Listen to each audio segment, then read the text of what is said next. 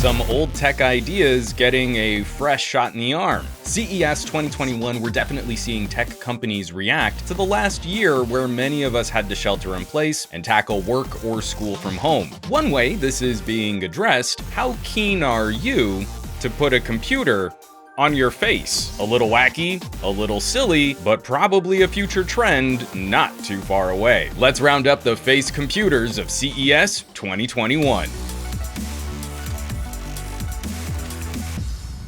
Hey all, Juan Bagnell here for Reviews.org, and I love wearable tech. 2 years ago at CES, I fell in love with a company called North that put out these focals. That company is no more, but the focals showed me a wearable future that felt like an evolutionary leap over wearing a smartwatch. Face computing is really hard. It's the most personal tech we can make. That is until we can drill directly into the brain. And our interest in these options comes in waves, from flops like Google Glass to more successful virtual reality products. I'm a big fan of heads-up displays. These are not augmented reality or virtual reality, but a more streamlined option for notifications and brief interactions. To oversimplify, it's kind of like the screen of your smartwatch floating at eye level whenever you need it. Companies like Vuzix and Norm are showing off options that look like normal, if a bit chunky, regular glasses. But packed into those frames are some sophisticated computers and batteries powering displays in the lenses of those glasses. Calls and alerts pop up at eye level, so it's less distracting than looking down at a phone or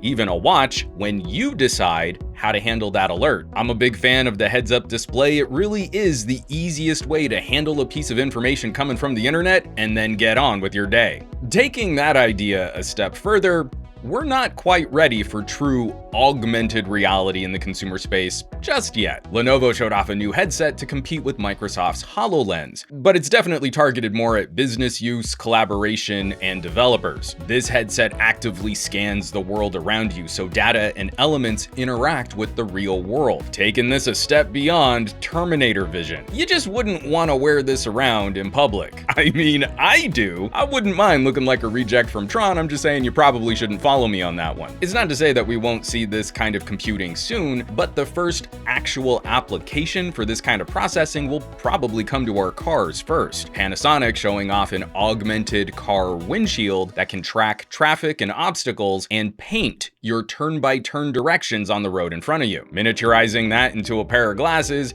is going to take a little bit longer. Speaking of Panasonic, they also showed off a new generation of VR headsets, and this is another trend I'm looking forward to: streamlining the headset and turning them into smaller goggles. Panasonic's approach to VR looks to whittle away at some of the extra plastic and housing traditionally found on VR displays. Anything we can do to reduce weight and improve mobility when attaching a computer to your face is going to be appreciated. And lastly, probably the oldest idea floating around the face computing community: maybe you're not into gaming, but you really like watching movies. TCL is known for making televisions, but they dropped a fun surprise announcing a new cinema headset, a sleek wearable display that creates the feeling of you sitting in your own private theater, and looks a little like Trinity sunglasses from The Matrix. I'm cool with a little bit of early 2000s nerdcore. Again, this kind of tech used to be bulky and cumbersome to use. Sony played with this a bit back before VR headsets took off. When we can all travel again, you can watch a movie on a plane in your own private cinema. Or you don't have to fight for a TV if your family wants to watch something different. The issues with older wearable displays: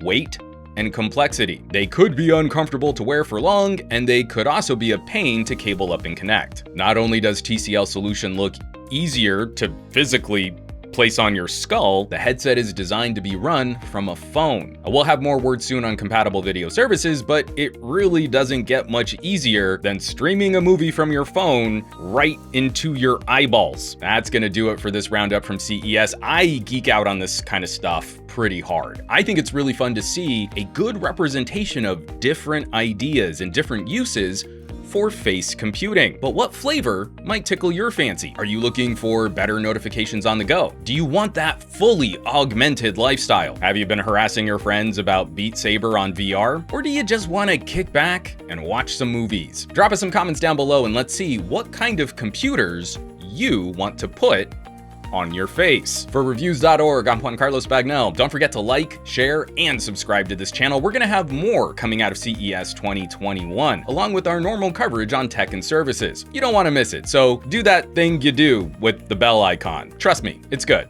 Thanks so much for watching, and I'll catch you all on the next video.